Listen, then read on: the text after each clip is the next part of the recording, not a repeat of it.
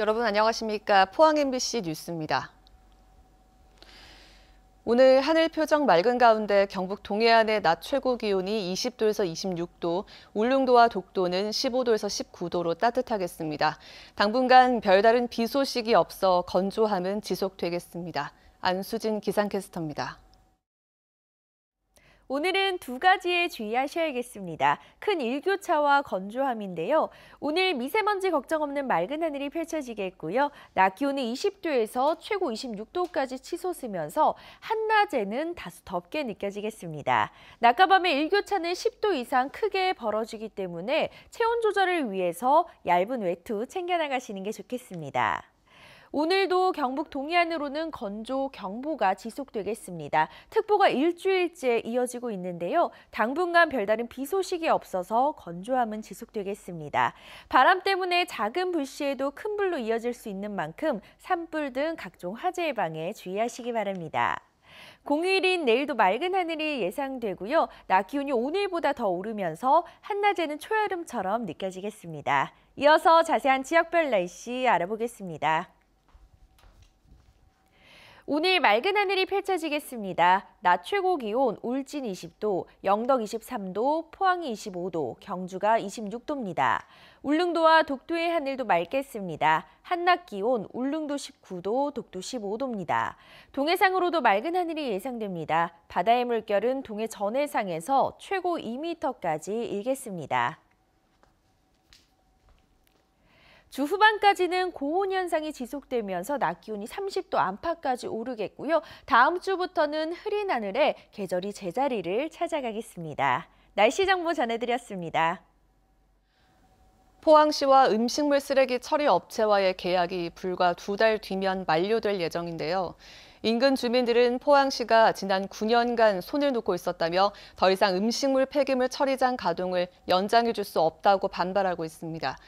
포항시는 신규 시설 설치와 위탁 처리 업체를 조만간 선정하겠다고 밝혔지만 늦장 행정의 음식물 쓰레기 대란이 우려됩니다. 박상환 기자입니다. 포항시가 20년간 음식물 쓰레기를 처리한 업체와 오는 6월 말 계약을 종료합니다.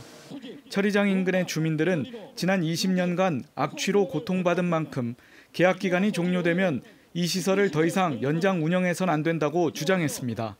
포항시와 포항시 의회가 무책임한 행정의 책임을 지고 하루빨리 신규 시설을 건립하는 것이며 신규 시설 건립될 때까지 오직 외지 위탁 처리입니다. 주민들은 신규 시설 건립을 위한 9년의 시간이 있었음에도 포항시와 시의회가 부지 선정조차 못한 채 무기력한 행정을 보여왔다고 질타했습니다. 주민들은 이제 그걸 믿고 이제 우리가 2011년부터 준비를 해서 대체 부지를 찾아서 이렇게 음식물 처리장을 만들어야 되는데도 불구하고 포항시가 9년 동안 수수방관한 거죠. 이에 포항시는 신규 시설이 설치 운영되기까지 처리 공백을 대비해 신규 위탁 처리 업체 선정을 위한 공개 경쟁 입찰을 추진 중이라고 밝혔습니다. 입찰 이제 적격 심사 과정입니다. 3개 업체가 지금 들어오는 걸로 알고 있습니다. 그 다음 주 중에 서로 들어오면은 판단해가지고. 음식물 쓰레기 처리장 계약 종료를 불과 2달 앞두고 포항시가 뒤늦게 신규 위탁업체 선정에 나서면서 음식물 쓰레기 대란마저 우려되고 있습니다. MBC 뉴스 박상환입니다. 울릉군이 대형 여객선을 건조해 2022년부터 울릉 포항 간 항도에 투입하기로 한 계획이 차질을 빚고 있습니다. 당초 공모한 선사와 여객 전용선을 건조하기로 합의했지만 뒤늦게 화물 겸용선이 필요하다는 주장이 제기되면서 추진 일정이 중단됐습니다. 한기민 기자입니다. 지난 연말 경북도청에서는 대형 여객선 신조 운항에 관한 기본 협약이 체결됐습니다. 우선 협상 대상자로 선정된 대저건설이 경상북도와 울릉군의 지원을 받아 파도에 강한 여객 전용 대형 선박을 건조해 2022년부터 울릉 포항 항로에 투입한다는 내용입니다.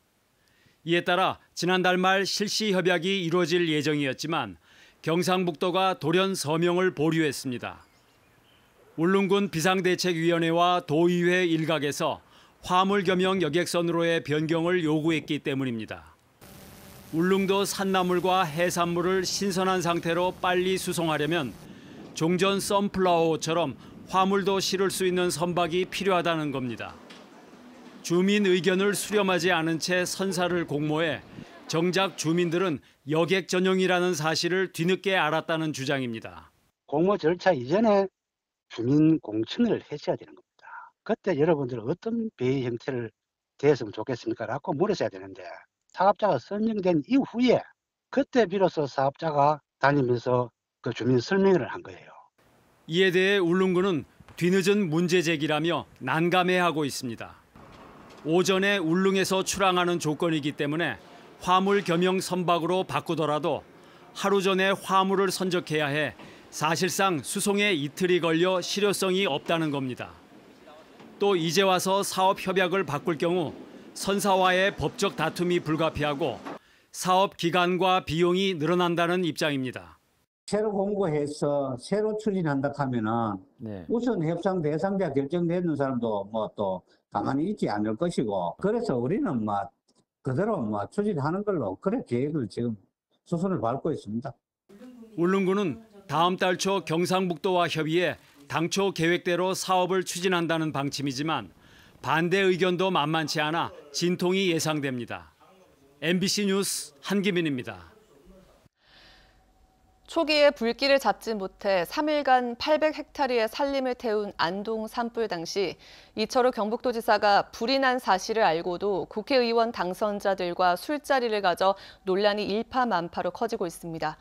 이뿐만이 아닙니다. 불이 확산하고 있는 심각한 상황인데도 현장에서 직접 불을 꺼보겠다며 산불 끄기 체험을 했고 이걸 홍보용으로 SNS에 올리기까지 했습니다. 이정희 기자입니다. 안동 산불이 최초 발생한 시각은 지난 24일 오후 3시 40분. 바로 직전인 오후 3시부터 이철우 경북도지사는 도청을 찾아온 홍준표 의원과 독대를 했고 이어 오후 5시부터 경북 국회의원 당선자들의 예방을 받고 간담회를 했습니다. 참석자는 이철우 지사 국회의원 시절 보좌관과 경북도청 경제특보를 거친 고령 성주칠곡 정희용, 포항남 울릉 김병욱, 구미을 김영식 3명입니다. 당초 참석하려던 안동예천 김영동 당선자는 개인 일정상 불참했습니다. 간담회가 열린 시각 경북도청에서 목격된 불과 7km 거리의 산불 현장 사진. 바람이 반대로 부는데도 자욱하게 치솟은 연기가 규모를 짐작게 합니다. 간담회가 끝난 저녁 6시 40분쯤 산불은 강풍을 타고 빠르게 확산하고 있었지만 도청 앞 식당에서 만찬 자리가 이어졌고 건배 술잔이 돌기 시작했습니다. 만찬에 뒤늦게 온 군의의성 청송영덕 김혜국, 정희용, 김병우까지 당선자 3명, 그리고 경북도청 국장급 이상 간부 공무원들이 함께했습니다. 대구 경북 행정통합신공항 이런 관계로 미리 간담회가 예정돼 있었고 공식 만찬을 했던 겁니다. 몇 차례 건배 제의가 오간 건 사실인데요. 그걸 술자리, 술판 이렇게. 우연하게도 만찬 자리가 끝난 밤 7시 59분.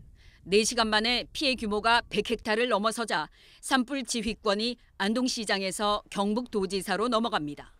다음 날 오전 10시쯤 밤새 잠잠하던 바람이 기상청의 예보대로 초속 10m 이상 강하게 불기 시작했고 산불은 민가까지 위협하는 심각한 상황이 연출됐습니다. 그런데 통합지휘본부장인 이철우 지사 일행의 이상한 행동이 진화대에 목격됐습니다. 야, 저는 뭐 세게 타네. 저쪽 봐라, 저. 깔도 뿌리가 안 끄잖아요. 야, 깔비처럼 돼 있어. 옆에서는 비서진들이 홍보용 사진을 찍었고 이 사진은 1시간 뒤 이철우 지사 SNS에 올라왔습니다.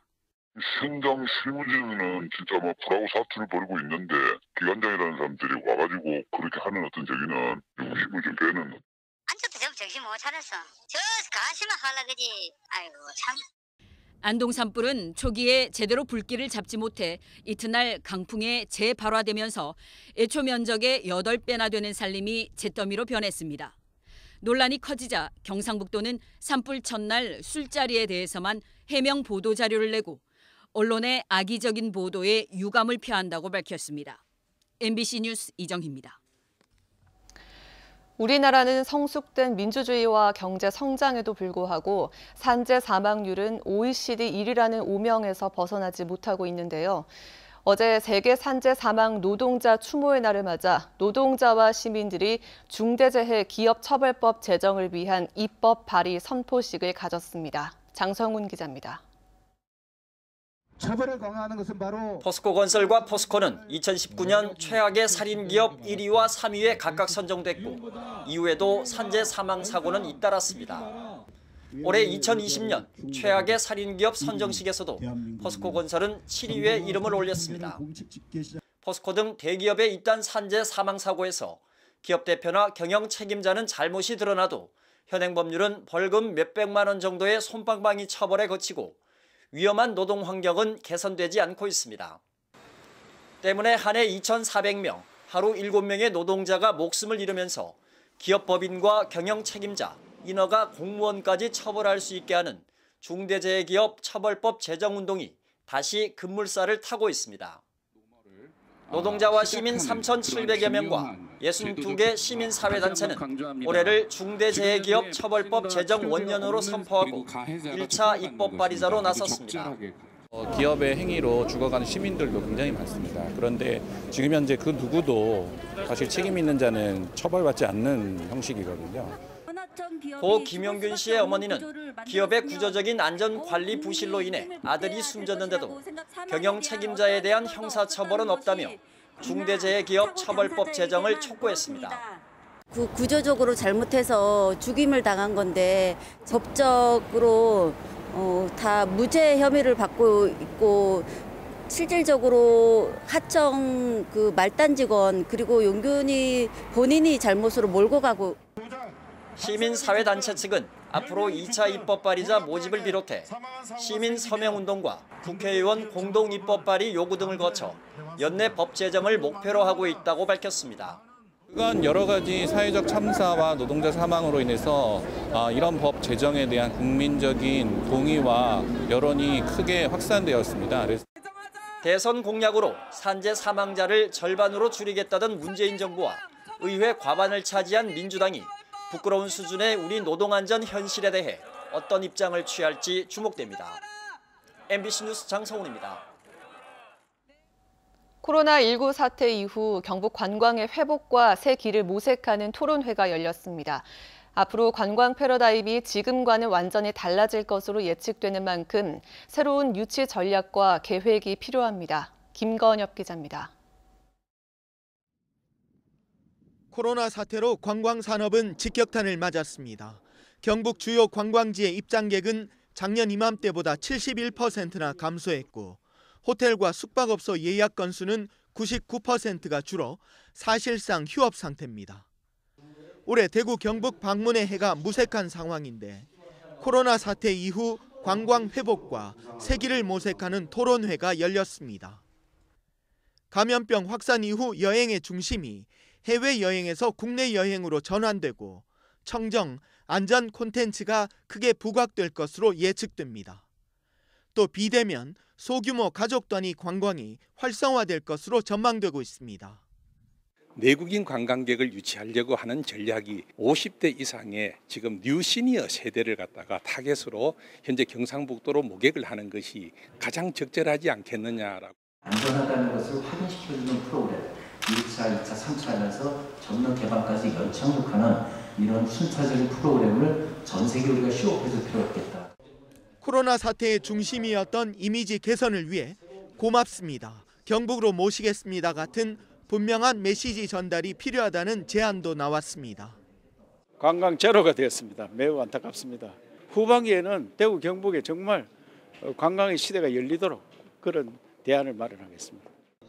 코로나 사태로 우리 관광 산업의 미래도 큰 전환점을 맞고 있습니다.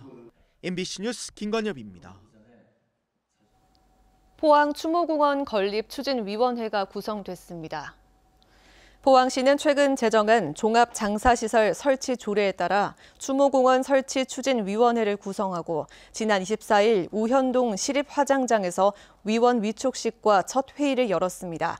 공무원과 시의원, 장사 전문가, 지역 대표 등 13명으로 구성된 추진위원회는 추모공원 건립 규모와 부지 선정을 위한 제반 사항을 심의하고 결정할 계획인데 그동안 민원 앞에 우유부단했던 시 행정에 변화가 있을지 결과에 관심이 모아지고 있습니다. 코로나19 여파로 3달 가까이 문을 닫았던 포항 크루즈가 다음 달 1일부터 운항을 재개합니다. 포항 크루즈는 고강도 사회적 거리 두기가 완화됨에 따라 유람선 운항을 재개하기로 하고 선박 사전 점검과 부분 정비, 방역과 소독을 실시하는 등 준비 작업에 들어갔습니다. 또 승객이 타기 전 체온을 측정하고 마스크 착용을 의무화하는 한편 승선 인원 조정과 승객 간 거리 두기를 실천할 방침입니다. 울릉도의 주요 관광지가 황금 연휴를 앞두고 오늘부터 개방되고 후포, 묵호를 오가는 여객선도 운항을 재개하기로 해 관광업계가 반짝 특수를 기대하고 있습니다. 울릉도는 코로나19 사태로 그동안 임시 휴업해온 복례포포와 관음도 등 관광지 5곳을 오늘부터 개방하고 관광 안내소도 다시 운영하기로 했습니다. 또 묵호와 후포에서 울릉도를 오가는 여객선도 오늘부터 차례로 운항을 재개할 예정이어서 침체됐던 관광 산업이 서서히 기지개를 켤 것으로 기대됩니다. 경상북도는 코로나19 사태로 판매에 어려움을 겪는 중소기업과 소상공인을 위해 5월 한 달간 온라인 쇼핑몰에서 세일 페스타 기획전을 개최합니다. 쿠팡과 티몬, 우체국 쇼핑 등에서 지역 500여 업체에서 생산한 식품과 생활용품 등을 최대 80%까지 할인 판매합니다. 도는 참여 중소기업에게 온라인 쇼핑몰 메인 페이지 광고, 상품 소개 페이지 제작 및 할인 쿠폰 등을 특별 지원합니다. 경주시는 코로나19로 어려움을 겪는 소상공인을 위해 상업용 목적으로 임대한 시유재산에 대해 임대료 감면을 실시합니다. 감면 대상은 시유재산 947건으로 임대료를 당초 5%에서 1%로 인하하며 감면액은 7억 1,500만 원입니다. 경주시는 이달 말까지 임대료 감면에 대해 안내한 뒤 다음 달부터 2달 동안 신청을 받아 상반기에 임대료 감면을 완료할 계획입니다. 울산 지역 90여 개 단체로 구성된 월성 핵쓰레기장 반대 주민투표 울산운동본부는 어제 울산 북구청에서 주민투표관리위원회를 발족하고 본격적인 투표 절차에 들어갑니다. 주민투표관리위원회는 앞으로 울산 북구 유권자 17만여 명을 대상으로 월성 원전 넥스터 찬반 투표를 실시해 산업자원부에 제출할 예정입니다. 이들은 월성 원전 방사선 비상계획 구역 내에 있는 울산 시민들을 배제한 채 공론화 절차와 넥스터 의견 수렴이 진행되고 있다며 직접 주민 투표를 실시하게 됐다고 밝혔습니다. 포스텍 화학과 김원종 교수팀은 자연살해세포 암세포 면역 시냅스 형성을 이용한 고형암 치료법을 개발했다고 밝혔습니다. 연구팀은 자연살해세포가 암세포를 인식하고 사멸을 유도할 때만 항암제를 방출할 수 있는 시스템을 구현해 치료 효과를 높이고 부작용을 최소화했다고 밝혔습니다. 이번 연구 성과는 재료 과학 분야의 세계적인 학술지인 어드밴스드 머터리얼즈 최신 온라인판 표지 논문으로 게재됐습니다.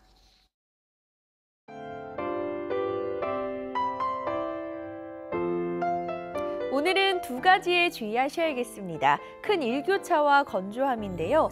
오늘 미세먼지 걱정 없는 맑은 하늘이 펼쳐지겠고요. 낮 기온은 20도에서 최고 26도까지 치솟으면서 한낮에는 다소 덥게 느껴지겠습니다.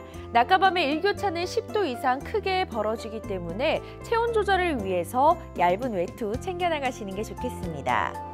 오늘도 경북 동해안으로는 건조 경보가 지속되겠습니다. 특보가 일주일째 이어지고 있는데요. 당분간 별다른 비 소식이 없어서 건조함은 지속되겠습니다. 바람 때문에 작은 불씨에도 큰 불로 이어질 수 있는 만큼 산불 등 각종 화재 예방에 주의하시기 바랍니다. 공휴일인 내일도 맑은 하늘이 예상되고요. 낮 기온이 오늘보다 더 오르면서 한낮에는 초여름처럼 느껴지겠습니다. 이어서 자세한 지역별 날씨 알아보겠습니다. 오늘 맑은 하늘이 펼쳐지겠습니다. 낮 최고 기온 울진 20도, 영덕 23도, 포항이 25도, 경주가 26도입니다. 울릉도와 독도의 하늘도 맑겠습니다. 한낮 기온 울릉도 19도, 독도 15도입니다. 동해상으로도 맑은 하늘이 예상됩니다. 바다의 물결은 동해 전해상에서 최고 2m까지 일겠습니다. 주 후반까지는 고온 현상이 지속되면서 낮 기온이 30도 안팎까지 오르겠고요. 다음 주부터는 흐린 하늘에 계절이 제자리를 찾아가겠습니다. 날씨 정보 전해드렸습니다. 이상으로 포항 MBC 뉴스를 마칩니다. 여러분 고맙습니다.